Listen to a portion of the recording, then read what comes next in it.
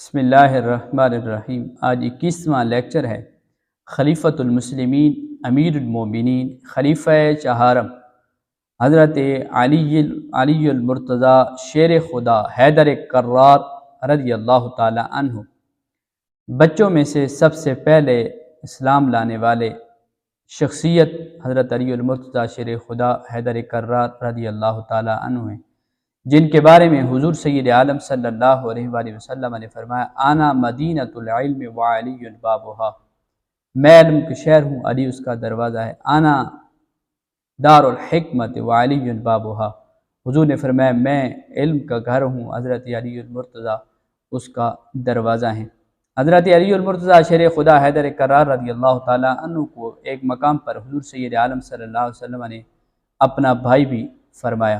دوسرے مقام پر حضور صلی اللہ علیہ وسلم نے فرمایا من کنت مولا فعلی مولا، جس کا میں مولا علی اس کا مولا۔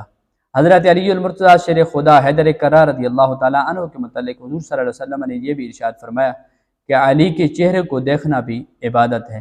یہ وہی علی المرتضیٰ شیر خدا حیدر کرار رضی اللہ تعالیٰ عنہ ہیں جنہیں حضور علیہ الصلوۃ والسلام نے ہجرت کی رات اپنے بستر پہ آرام کرنے کو کہا۔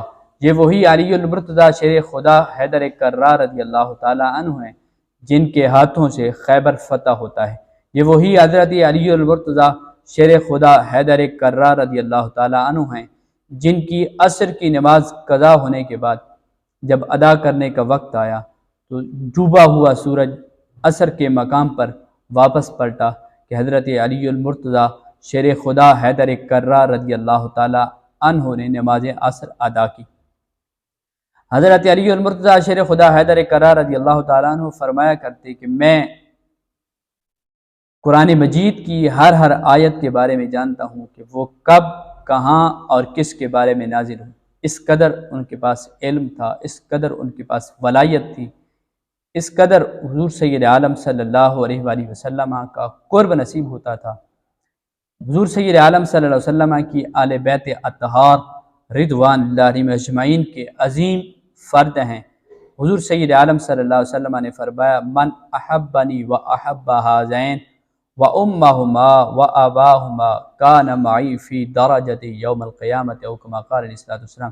حضور نے فرمایا جس نے میرے سے محبت کی، میرے ان دو نواسوں سے محبت کی، ان کی ماں سیدہ کائنات رضی اللہ تعالی عنہ کا احترام کیا، ان کے باپ حضرت علی المرتضیٰ رضی اللہ تعالی عنہ کا ادب کیا، کان معی فی درجۃ یوم القیامہ، جنت کے جس درجے میں ہوں گا قدموں میں میرا غلام ہوگا۔